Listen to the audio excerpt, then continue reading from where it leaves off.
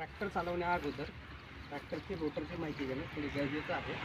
त्यामुळे मला माहिती मिळालं सांगायचं 100% तुमच्याला समजेल, 50% जरी लक्षात ठेवलं तरी तुम्हाला मदत होईल. कारण की ट्रॅक्टरचा मेंटेनन्स हा अवजारांवर अवलंबून असतो. अवजार आपण कसं लावतो आणि कसं चालवतो याचा. तर सगळ्यात पहिले आपण ट्रॅक्टरची माहिती घेऊ. 45 HP तर हा 45 HP चा कधी आहे, 45 HP हा कधी देईल जेव्हा तुम्ही याला फुल थ्रोटलवर चालवाल. फुल थ्रोटल म्हणजे जेव्हा तुम्ही जेव्हा तुम्ही ते काढतायत व्हिडिओ, नंतर व्हिडिओ बी भेटून जाईल तुम्हाला. जेव्हा फुल थ्रोटलवर चालवा तुम्ही बोलू फुल थ्रोटलवर चालवा. फुल थ्रोटल म्हणजे प्रत्येक ट्रॅक्टरचं जेव्हा तुम्ही लिफलेट वाचाल ना, त्या लिफलेटवर लिहिलं असतं की जसं हा ट्रॅक्टर 1800 ॲट द रेट म्हणजे 45 HP ॲट द रेट 1800 घेऊन जातो तेव्हा हा 45 HP प्रोड्यूस करेल.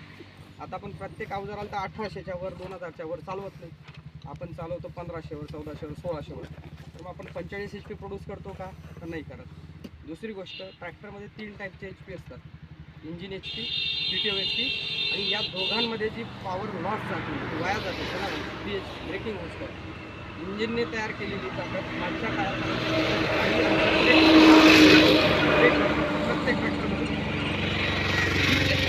PTO HP म्हणून मोजली जाते. त्याच्यावर तुम्हाला सबसिडी बी असते. समजा 45 HP असेल तर त्याचा PTO असेल 37चा 36चा है ना, ते दिलेला असतो तुमच्या याच्यावर. तर जेव्हा तुम्ही 1800 RPMच्या वर घेऊन जाल 45 HP प्रोड्यूस कराल तेव्हा याला 36-37चा PTO होईल असं आपण समजू. तर तुम्ही जर 1800 RPMच्या वर चालवणारच नाही तर तो 45 HP प्रोड्यूस करेल का, तर नाही करणार. मग तो कमी करेल, 42 करेल 41 करेल. त्याच्यातून जेवढी ब्रेकिंग हॉर्स पॉवर जेवढे कट होणार आहे तेवढे तर कटच होणार आहे. मग PTO अजून कमी होऊन जातो. तर PTO होऊन जातो 33चा 34चा. मग अशा अवस्थेत आपल्याला जो आपला रोटर आहे किंवा तत्सम वस्तू आहेत त्या कशा चालवता येतील याची आज आपण माहिती घेणार आहे. दुसरी गोष्ट, तुमच्या ट्रॅक्टरमध्ये काही गोष्टी जसं 2 एक्सिलेटर दिले आहेत तुम्हाला है ना, कपलिंगला 3 बोल्ट दिले, याबद्दल तुम्हाला माहिती नसेल. 2 एक्सिलेटर दिलेत याचा अर्थ हा ट्रॅक्टर ऑफ रोड पण आहे, ऑन रोड पण आहे. जेव्हा तुम्ही शेतातून घरी जातात किंवा ट्रॉलीवर काम करतात तत्सम म्हणजे जे रोडावरचं काम आहे त्यासाठी तुम्हाला पायाचा एक्सिलेटर दिलेला आहे आणि शेतातल्या कामासाठी तुम्हाला हाताचा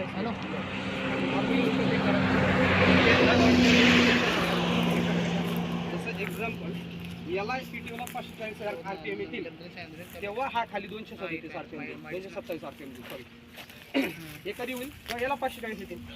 पण जेव्हा तुम्ही जर पायाने चालवतात, आता ह्या जमिनीमध्ये चालवणार आहे, जमीन रोडासारखी प्लेन आहे का नाही, खड्डे खातखळगे टेंबे टिंबे, तुमचा पाय दर मिनिटाला खाली वर सोबत म्हणजे RPM दर क्षणाला अप्स अँड डाऊन होत राहील.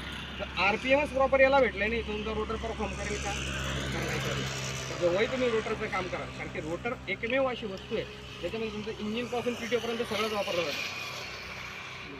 नागरला तरी तुमचं फक्त ट्रॅक्शन वापरलं जातं, टायरांची पॉवर वापरली जाते, मागचं फक्त ताकद वापरली जाते, PTOचा संबंध येत नाही. पण रोटरमध्ये तुमचं सगळंच वापरलं जातं. त्यामुळे तुमच्या रोटरला त्यासाठी हाताचा ॲक्सिलेटर दिलेला आहे. दुसरी गोष्ट, याच्यामध्ये depth and draft control system दिली. याच्यामध्ये जो ड्राप आहे हा नागरसाठी किंवा तत्सम जिथं ज्याला खोल नाही जाऊ द्यायचं आहे याची अशी डिझाईन असते रोटरची की हे 4-6 इंचाच्या वर खोल जात बी नाही.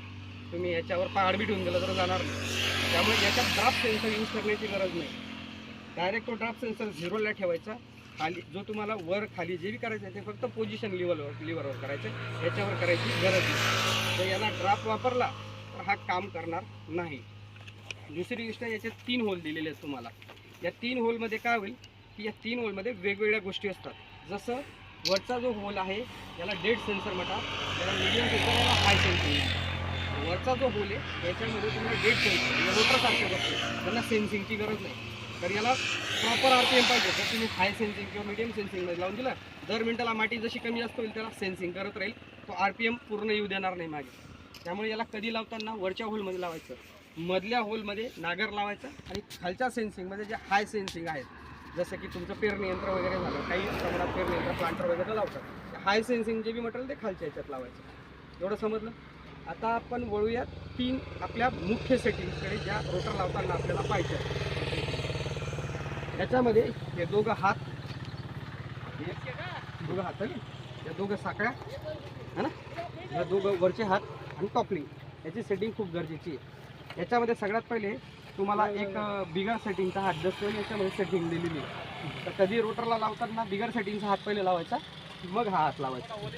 दुसरी गोष्ट, हे झाल्यानंतर हे दोघं हात जेव्हा बी तुम्ही जोडणं होऊन गेले सगळं, तुमचे दोघं हात पहिल्यांदा झटका द्यायचा. दोघं हात सारखे उठले पाहिजेत. जर एक हात खाली आणि एक हात वरती असेल तर एकीकडचे ब्लेड जास्त टेकले जातील, एकीकडचे कमी टेकले जातील. एकीकडचे ब्लेड जास्त घसलेले दिसतील, एकीकडचे कमी घसलेले दिसतील. तो लोड एकाच बाजूला जाईल. दुसरी गोष्ट, ह्याच्यामध्ये हे जे साखळे आहेत, या साखळ्यांची टेन्शन्स किंवा साखळ्यांचं हे असं ठेवायचं आहे की हा PTO अगदी 90 डिग्रीत यायला पाहिजे सरळ.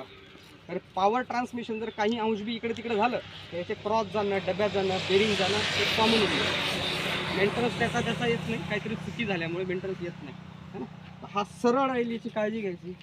तिसरी, टॉपलिंगची पोझिशन. तर टॉपलिंगची पोझिशन तुम्हाला अशीच ठेवायची, जसं आता एक मिनटं जर तुम्ही रोटरच्या या बाजूने उभं राहाल ना, तर उन्हाळा असो आयदर पावसाळा, तुमचा रोटर हा 90 डिग्रीत उभाच असला पाहिजे. आपल्याकडे सवय ही आहे की कोरडी जमीन असेल तर पडतं करून घेतात, ओली जमीन असेल तर पुढे आखडून घेतात, असंच करतात. टॉपलिंगवर कधी रोटरची सेटिंग होत नाही. रोटरची सेटिंग होते मागच्या पालकाची, है ना. तर उन्हाळा आहे, पालकं खाली डाऊन करून द्या, तुम्हाला वाटतं बारीक व्हायला पाहिजे. पावसाळा आहे, तुम्हाला वाटतं गारा निघून पाहिजे, पालकं भरून. पण रोटरची जी ही 90 डिग्रीची जी सेटिंग आहे ही चुकली नाही पाहिजे. टॉपलिंगवर कधी रोटरची सेटिंग करायची नाही. मग दुसरी गोष्ट, इकडे तुम्हाला 2 पट्ट्या दिल्या आहेत. त्या होलमध्ये इकडची पट्टी असेल त्याच होलमध्ये तिकडची पाहिजे, म्हणजे तिकडची खाली इकडची वरती तरी काम होणार नाही. डिफ्लेक्टरचं तुम्हाला समजलेलं आहे. आता इथपर्यंत आपण आलो. त्यानंतर हे आपले एअर ब्रीदर वॉल आहेत. हे एअर ब्रीदर वॉल एवढ्यासाठी दिले की याच्यात बी ऑइल आहे, दिवसभर चालून त्याच्यात बी उष्णता येते, गरम होतो. तुम्ही थोडं बी चालवलं, आणि आता तर उन्हाचा बी ताप आहे, तर गरम होईल तर ऑइल गॅस सोडतो. तर गॅस निघण्यासाठी हे एअर ब्रीदर कॅप्स दिलेले आहेत. या एअर ब्रीदर कॅप्स आपण काय करतो, वर्षानुवर्ष यांना पास दिलं होतं काय, या एअर ब्रीदर कॅप्स जे आहेत ना, या जाम होऊन जातात, घाण जाऊन याच्यातून गॅस पडणं बंद होऊन जातो. मग गॅस तर दुसरा मार्ग शोधूनच गेला. तर त्याला जो कच्चा मार्ग असतो तो कोणता असतो, ऑइल सील पॅकिंगचा. म्हणजे ऑइल सील पॅकिंग तुटतात ना, हे दुसऱ्या कशामुळे तुटत नाही, हे जाम झाल्यामुळे तुटतात. त्यामुळे दर 15-20 दिवस झाले हाताने खुलतात. या तुम्ही डिझेलमध्ये धुवून घ्या, एखाद्या हवा वगैरे साफ करून घ्या आणि परत लावून द्या, एवढंच करायचं. या PTOला ग्रीसिंग पॉईंट दिलेले आहेत. जिथे जिथे ग्रीसिंग पॉईंट दिले आहेत तिथं 2-4 दिवस आड ग्रीसिंग करत राहा. जेवढे तुमचे क्रॉसला ग्रीसिंग छान असेल, तुमचा क्रॉस तेवढा लॉंग टर्म टिकेल. क्रॉस जाणं किंवा नाही जाणं हे तुमच्या हातात आहे. तुम्ही जर महिने त्याला क्रॉसला जर ग्रीसिंगच केली नाही तर तो फिरून फिरून फिरून गरम होऊन त्याच्यातलं जे ग्रीस असतं ते वितळून बाहेर पडून जातं, कोरडा क्रॉस तुटून जाईल. समजलं इथपर्यंत सगळं. आपण सेटिंग करून घेऊन बघू.